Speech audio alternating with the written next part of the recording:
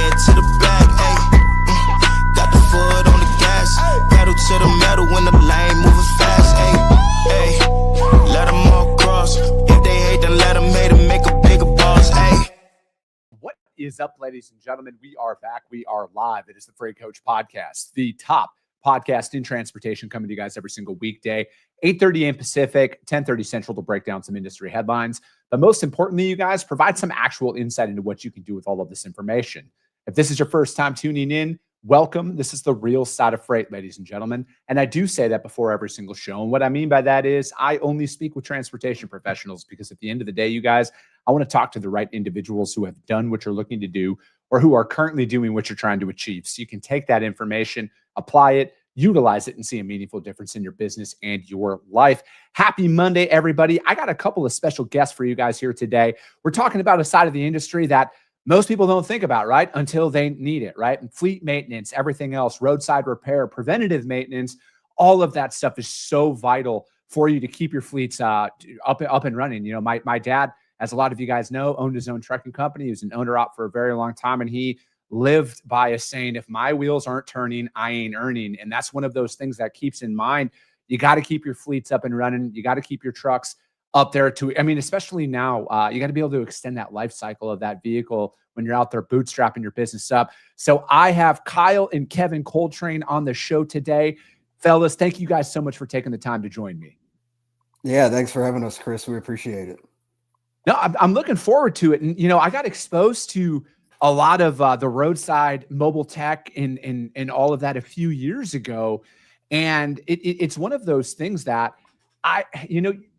when you're not actively like running your own company, right? Like maybe when you're a company driver and everything else, you kind of just drop your stuff off for service whenever you're off the road for a couple of days. And, you know, you guys have seemingly, I mean, you guys are from that, like your entire family was it your dad that was kind of get you guys started in that?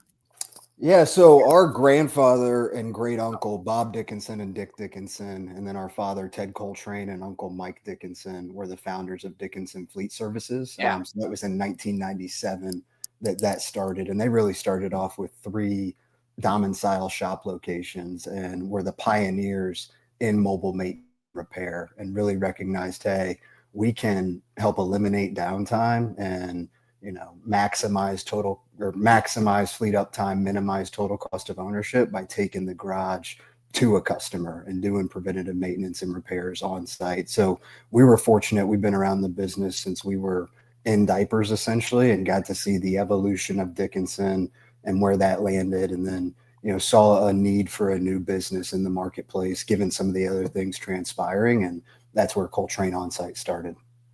So what was it for you? I want to ask more about like what's the dynamic like working with your brother and everything, but like what was that thing, you know? Because like I know for me personally, before I went out on my own, I always just had this burning desire that like I could just do it better than everybody else, and I wanted to do it my way. You know, full transparency, I was a good employee to a point, you know, because like at the end of the day, man, I never enjoyed being told what to do by somebody who wasn't like doing the work with me. Now, if you're going to tell me to go out there and make sales calls and you were in the trenches with me making sales calls, I love that stuff. But like very rarely was I ever in an environment where that was a thing. What was that for you guys? Were you guys just like, man, we got to go out there and do it on our own? What really drove that?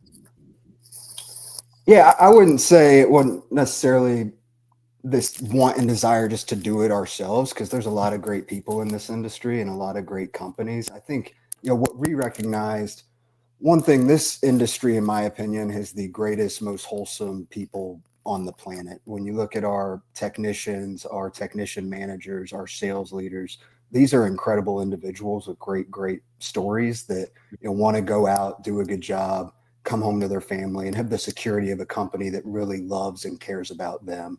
And when we looked at our industry, you know, including what had transpired with Dickinson, there is a lot of corporate consolidation and private equity getting into play. And that could provide a lot of advantages, but also, you know, some disadvantages. And we recognize that it seemed technician managers, you know, were becoming a number more than a human being. And it just became, you know, grow as quickly as possible, hire anybody that says they can turn a wrench, And we felt the industry is really, really craving right now, one, a family owned and operated business that really puts people over profits, focuses on paced growth. One of our leaders in Louisiana just last week on a team call said we are the special forces of fleet maintenance and repair, in the sense that we're not seeking out anybody and everybody. We want the best of the best. So we know when we're going to service a client, they're getting the highest quality of service possible. And so when we look at the landscape of mobile maintenance today, again, big mega corporations trying to get as big as quickly as they can, we really want to turn that mentality on its head. And again, put the people first, take great care of them, and in turn, they'll take great care of our fleet partners. Yeah, I like what you said there about building that family-owned company. And like my business partner is my first cousin, best friend, and we wanted to take that route too, especially on like the bootstrapping aspect of things, because you see a lot of VC money being pumped in, especially on the transportation side of things, right? I think we're at an inflection point where you're going to start seeing a lot more consolidation, a lot more M&A activity that comes up. And, for us, we just wanted to go out there and build the best company we could, bootstrapping it up. But like for me, most importantly, like it was important to again, kind of like own myself, right? Like I wanted to go out there and bring the level of customer service that I think every trucking company and shipper out there deserves. Not look at it as like, how do I just maximize shareholder value, right? And I'm not here to knock anybody who wants to go publicly traded or anything like that. That was just like, I just look at it as like, I want to go back to that family-owned company that I feel like has kind of gone away in every industry here over the years. When big money comes in, it kind of dilutes it a little bit. And again, I'm a capitalist. I understand why that happens, but like, if my name's associated with something, which with my company it is, I want to deliver just that little bit more of a customer service aspect of things. I want to work with people a little bit more and appreciate it, because as like again, I've bootstrapped everything. I know how important it is to partner with the right vendors, and I've been on the other side of working with the wrong vendors at times, and and it could potentially be detrimental to a lot of businesses out there, and so like. With a lot of that, though, downtime is a massive killer for a lot of fleets that are out there. How are you guys eliminating that? Like, how are you guys working with your customers to really keep their fleets running at as high of a rate as you possibly can? Yeah, I mean, you look at the fleet climate today and how I could go on Amazon right now and buy a package and it'll be at my door in 2 hours. There is more demand to have these trucks running now and always than ever before. And that's the construction industry, the landscaping industry. Really the goal of any fleet manager, number one, is safety. Not just the safety of their drivers, but any drivers that they share the road with, including my wife and kids. I want her to be driving next to a truck that I know is safe and compliant. So safety is paramount in everything that we do. But secondly, I alluded to this earlier, their goal is to maximize uptime, minimize total cost of ownership. And with mobile maintenance, the advantages that we can provide is we are going to that customer, that fleet site during the hours that it's already slotted to be down. So if that fleet's operating 9 to 5 during the work week, our technicians are there in the early mornings, late evenings, weekends, doing the service that needs to be done. So those drivers, that fleet manager comes in the next day, his equipment's ready to roll. When you look at the traditional shop model, they're working traditional business hours. So, work weeks, 8 to 4, 9 to 5, whatever the case may be. So, you've got to put a unit down in a garage when that's unit. What was the term you used earlier? Like, if it's not rolling, it's not making money. Yeah, our wheels ain't turning, we ain't earning. Exactly. So if that's down in a shop, you are not making money. And then furthermore, you're having to pay a driver, possibly two drivers, to transport that unit to and from a shop location. So tons of costs and inefficiencies with that traditional shop model. So mobile maintenance is really, really helping solve, a lot of those problems for fleets today. Yeah. So Kevin, what percentage of repairs do you think can be done on site, right? Because I think, I'm not a mechanically inclined person. I'm not even going to try and, fake that for a second. But, you look at like the traditional shop and, that's the way that things have always been done for a lot of repairs. Like, what percentage of repairs do you think could be done on site where you guys could meet the driver where they're at? Yeah, great question. And I think it's, changed a lot over the years. Kyle mentioned him and I got started in this industry from a really young age, and at that point in time, the mobile maintenance industry was simply just oil changes, mud flaps, lights.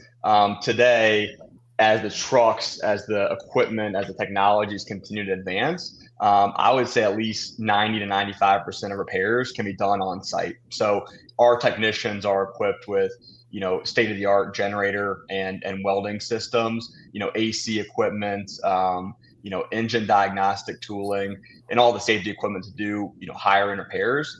As Kyle mentioned before, in regards to safety, it's not a matter of how much can we do on site; it's how much do we want to do safely on site. So we're not doing anything internal engine on site typically, but everything bolt onto the engine, chassis repairs, doing trailer damage, we can definitely do on site. And so I would say 90 to 95% of repairs we typically can take care of at the customer's location. Okay. What's the most common, I mean, with that being said, 90 to 95%, like what's the most common mistake that you think fleets are making from a maintenance perspective then that's possibly costing them uptime? Is it the fact that maybe they're not privy to the fact of like mobile maintenance being a thing and they are bringing it to a shop and, there might be a backup at the shop where it's a couple of days and then they're losing potential revenue from that? Yeah, I would say that, and not wanting to down a unit for simple maintenance repairs because, like you said, taking it to a shop, it loses a day of revenue or a day of that vehicle on the road, and so they will defer that maintenance. Our job and our mission for all of our customers is to help alleviate their downtime as well as their total maintenance cost on their vehicle, and so we want to take care of all routine maintenance repairs on site, so they don't have those emergency breakdown events. The most costly thing for a fleet is having these emergency breakdowns on the side of a road, and they have to either transload a vehicle, transload the product on the back of a trailer, or have someone tow a truck or tow a trailer to a different job site. And so our goal is to take care of a lot of these preventative maintenance items at the customer's location before they experience these major catastrophic breakdowns. And part of that too is coaching the drivers and coaching the customers on how they can, have better results for their own internal maintenance. We've talked to customers who are having constant, DPF or regen issues and having these units go into a shutdown because, that DPF filter is clogged. And so we've coached them on, hey, make sure your drivers are getting these vehicles up to temp and so they can regen on their own before you guys have, a breakdown event due to something that can be taken care of in a preventative maintenance type setting. So, I mean, what's one of those, because you hear about preventative maintenance a lot out there, right? I mean, especially the deeper you get in there, what prevents people from even like looking into this, right? Like, are there any myths that you guys see out there that actually cost them more money? Yeah, I mean, I would say, like I said before, one of the biggest repairs we see today is that after treatment system. It's a very complex system overall, and so those repairs can get more and more costly the longer you kind of put those things off. And so, like I said before, we've done a lot of regens on site for customers versus having to go remove a DPF filter and have it replaced. We want to have those smaller repairs on site versus these larger repairs coming in. And the other thing is just keeping track and helping someone push to have oil changes and preventive maintenance items done. I think probably a lot of cars, passenger vehicles on the road today are past due on oil changes. I would say it's the same thing with your tractors and your heavy duty equipment. A lot of those items just go past due in terms of services, and kind of just get pushed off because they're an afterthought for a lot of our for a lot of customers out there. Our goal is to educate them on those things and try to push them to go that preventive maintenance route, and in the long term, have them spend less money on their total maintenance and repair spend. I would say every fleet's different too in how it's operating. Like, we met with a partner last week, and they were doing PMs on a mileage basis, but these units were not running a ton of miles. So they would go to a site and the engine would be running all day. They'd be working out of the truck. So it wasn't running a lot of miles, but it was probably getting 10 to 12 hours a day. So a mileage interval for them, it did not make sense. They needed to move to a time or hours based interval. And they were only touching those units 2 to 3 times a year as far as PMs are concerned. It should probably be closer to 4 to 5. So really having an expert that could come in and sit with you, understand what the demands of your fleet are, and then what is going to make the most sense for us to get in front of some of these larger repairs. The goal for us is that unit's only being touched during its PM cycles, because we're handling everything that needs to be taken care of during the PMs, not these other repairs in between PMs.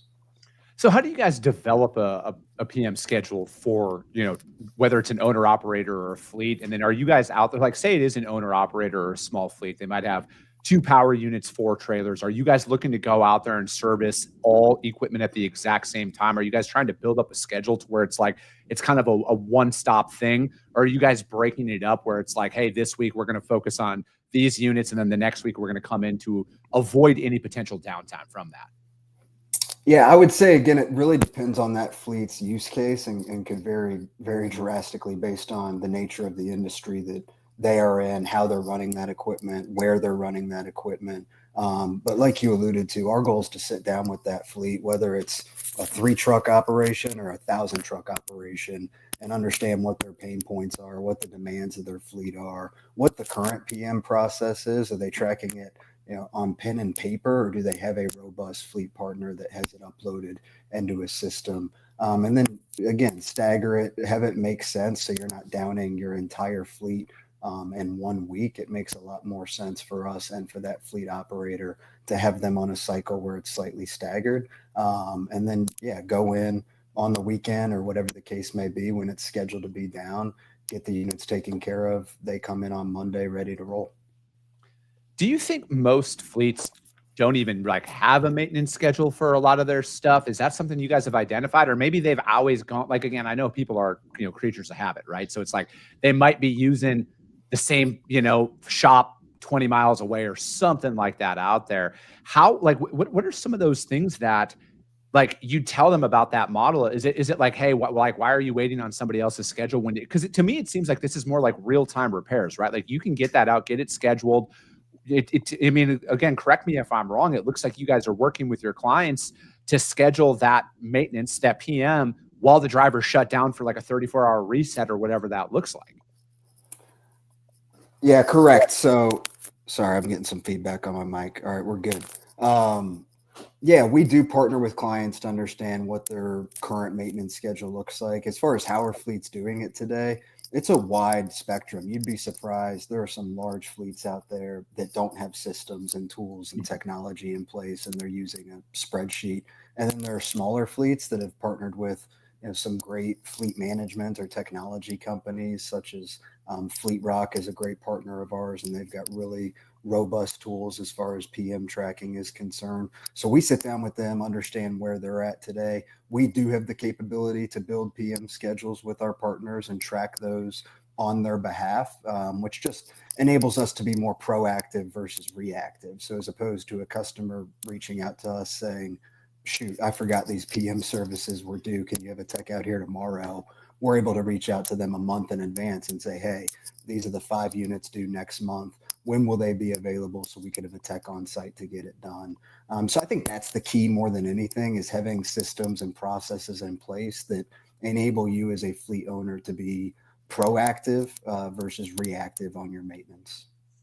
What are you guys seeing from the technician front out there? Because, I really don't trust 99% of what I see out there on the internet or the media, and stuff like that. What does the technician field look like right now? Is there still plenty of technicians out there? Is this one of those things where you guys are like, hey, this might be the next frontier in business, right? Because I look at it with, I have a teenager, and I'm trying to tell him, hey, you should look into the trades a little bit more here, because there are seemingly a lot of opportunities that could be coming about that.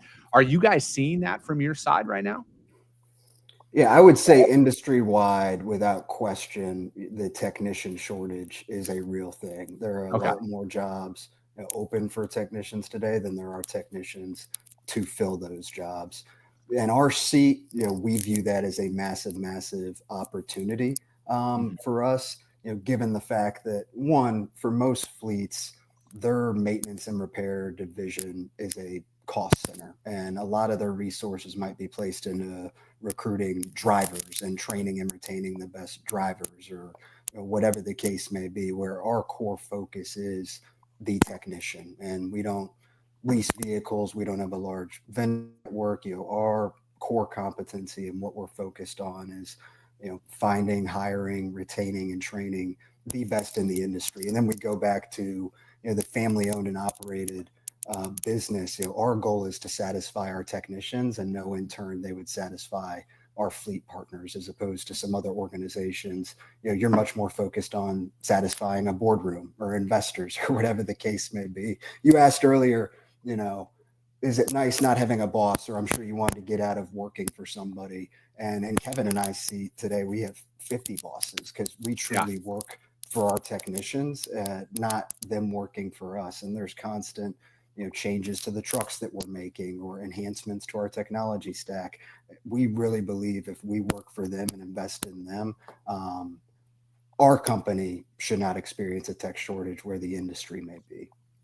Yeah, I look at it, because as a freight broker, we, there's a lot of like back and forth on, oh, hey, we're paying the drivers, they should, do X, Y, and Z. And man, I look at it like I really started looking at this here recently within the last year, is like, man, we're a legitimate hospitality company. We got to make sure our shippers are satisfied with us, but our drivers are satisfied with us as well. And it's like, there are direct representation out there on site, right? Like, I'm not chaining or tarping the truck or anything like that, but those guys are. I want to set them up for success. And I don't understand the mentality of like putting your brand out there, and then knowing that you didn't give somebody all the tools to succeed in every possible way. Is that one of those things where, was that one of those identifiers that you guys saw where you guys are like, hey, we want to set our techs up for the most absolute success that they possibly can, to eliminate any calls to you two, like, hey, why don't we have this on there? We came up to this repair. And that kind of leads into my next question. Like, what was one of those repairs that you guys kind of showed up at? We're like, hey, we might have to relook this a little bit differently. I think like we identified a gap in our game, because I think like that's one of the biggest values in a business are those situations. Like, I don't like problems as much as the next one, but I understand the value and where, like, what we can learn from those situations to better set us up for success in the future. Yeah, no, I love you referencing it as a hospitality company. That's perfect. And yeah, it's our job to take care of those guys and make sure that they have all the tools necessary to do the job right. And yeah, an inflection point for me, the prior company, we lost a technician in a market. He was a great mechanic. He was fed up with some things going on, and a mentality from someone else in that organization was, well, it's fine, just go find another tech. And again, these are not widgets, in a factory. These are human beings. And if we lose anybody, what happened? Why did they leave? Why is this not the best place to work? What are they unhappy with? And our goal, and knock on wood, is absolute zero employee turnover. And that comes down to hiring the best, taking them through a very, very intensive interview process, where we're not just doing a phone screening, but we actually get them out in the field, have a truck, make sure they know what they're doing. So hiring the best, and then doing all that we can to retain them. As far as the truck upfits, and I'll let Kevin speak to this, as we were starting this company, that was a massive part of our process, where we actually had a team of a couple of technician managers and several technicians, and they were intimately involved in the entire way our truck was spec'd out and upfitted, and getting their buy-in, not just trying to run it from the ivory tower, has proven to pay massive dividends. So Kevin, I'll let you speak to some of the technology on the truck and some of the repairs that we can do that maybe our competitors can't. Yeah, I mean, and going back to your point earlier, Chris, was we want to give our tools and our team of technicians the tools to be successful. And Kyle and I did a lot of research, as well as our managers of technicians, to figure out what those best tools are. But at the same time, we have technicians coming on saying, hey, have we tried this yet? Or have we tried that yet? And our goal, is to listen to our team and allow them to make a lot of decisions for what they're going to be doing each and every day. Kyle and I, and even our managers, are not going to have every answer to every question our technicians have, but we are going to listen. And the ones that are doing it out in the field are the best, resource for us to take advice from, to make sure we buy the right tools, we buy the right equipment. Every time we kind of buy a new product, we'll get feedback from 3 or 4 mechanics on which one to go with. We'll sample out 2 or 3 of them, test them out in the field, and then figure out which one's the best one to go with on all trucks going forward. But to Kyle's point, we've got a very heavy duty welding machine on the back of our trucks, and we can do, basically any welding repair that a shop can do, in the back of our, service truck. And that's something that most service trucks out in the field do not have today. Same thing as goes for reefer work. Reefer refrigeration units are one of the more challenging things for companies to work on out in the field. It's very competitive in the dealer space, but not a ton of third-party maintenance companies doing those repairs. We do have a company here at Coltrain On Site that we are set up to successfully take care of reefer maintenance items as well as repairs on site. And so we're building a team and continue to build that team of reefer mechanics to take care of a lot of these heavier duty repairs on site. So, I mean, you guys have been in the game for a very long time. Like you said, your family was in it, grandfather, everything else. How has it changed? And like, where do you see things going? Right. Because I think obviously tech automation is at the forefront of a lot of discussions that's going on out there. So it's like from your guys' perspective, like where is the maintenance world at currently? And like, how is it going to improve, do you think, coming up here in the next 3 to 5 years? Yeah, I think where it's changed, when I first started about a decade ago in this industry, mobile maintenance was a very new concept. And when I was sitting down with customers, you talked about making sales calls and banging on doors. I was trying just to sell the concept of, hey, we can come and do a PM on site. We could change oil on site, and folks just didn't seem to understand that. So it was really trying to get them to understand it's safe. Let us show you. I'll do a free PM so you understand how we do it. I believe that consumer behavior has changed quite a bit, where folks recognize the importance of getting mobile maintenance done at their location, and now it's more of a determination on who's the highest quality service provider in the marketplace that's going to do a good job at a fair price. So that's been a big change. I also feel the technician shortage that we referenced earlier. You see a lot of companies that have historically done maintenance themselves internally really starting to shift to either a hybrid model where our techs are working alongside of their technicians because they can't keep up, or even outsourcing entirely because, again, it's not their core business, and it is a challenge to go recruit and train and retain the best in the industry. So, I would say the two biggest that hit for me are kind of the knowledge and understanding of mobile maintenance, and then the willingness to outsource it to a best-in-class service partner. Yeah, I mean, I look at it from a business growth trajectory as well, right? Like this, because as somebody who's trying to build their company up, like where I see a lot of the changes coming from is your ability to pack a larger punch out there in the market. And, you're talking about working with companies, internal mechanics as well, which you guys do and provide that. Like I look at it where you can go out there and again, you can have your own shop per se without actually needing the overhead of having your own shop on site while you're building up. And, but like with this, and again, it's like meeting the business owner and meeting the driver where they're at, as opposed to them taking the time to, take a couple hours or whatever it is out of their day while they're down with their family and everything else. Because as anybody knows who's in this industry, drivers are on their own a couple weeks at a time. They're down, they're home for 4 days. I don't know if everybody wants to spend those 4 days wrenching on their truck, right? Where it's like you guys can go out there and set that up. And that's where I see the biggest value that comes in with what you guys have compared to like what it was when I was growing up and going with my dad to go get his truck service for some of the, because like he did the majority of his own work, but like there were those things that he had to go out, outsource, and bring his truck to somewhere. And I mean, we were in rural Wisconsin, right? So it was an hour drive into the Twin Cities to go to the nearest international dealership to get his truck worked on. Yeah, and you're sitting there all day, and things come up. Yeah, you're burning an off day, if you will. Having to sit into a shop. So massive advantages with mobile maintenance. No, I appreciate it. Kevin, Kyle, thank you guys so much for taking the time to join me today. How does anybody reach out to you guys, though, if you guys are hiring technicians or anybody wants to find out a little bit more about how they could work with you to help maintain their fleets? Yeah, appreciate that. I'd encourage you to go to our website, coltrainonsite.com, and there you're able to find our direct phone number. There's a contact us page, email address. So feel free to reach out through our website. Kevin and I are both active on LinkedIn, so you could find us there too. Perfect. Kevin, Kyle, thank you guys so much for joining me. That's going to be it for today, ladies and gentlemen. As always, if you got value in what you heard and you're not subscribed, subscribe to the show, you guys. And if you're feeling ambitious, rank it on iTunes and Spotify, because if you see value, your network's going to see it as well. I appreciate you guys. I love you guys, and we'll be talking to you soon.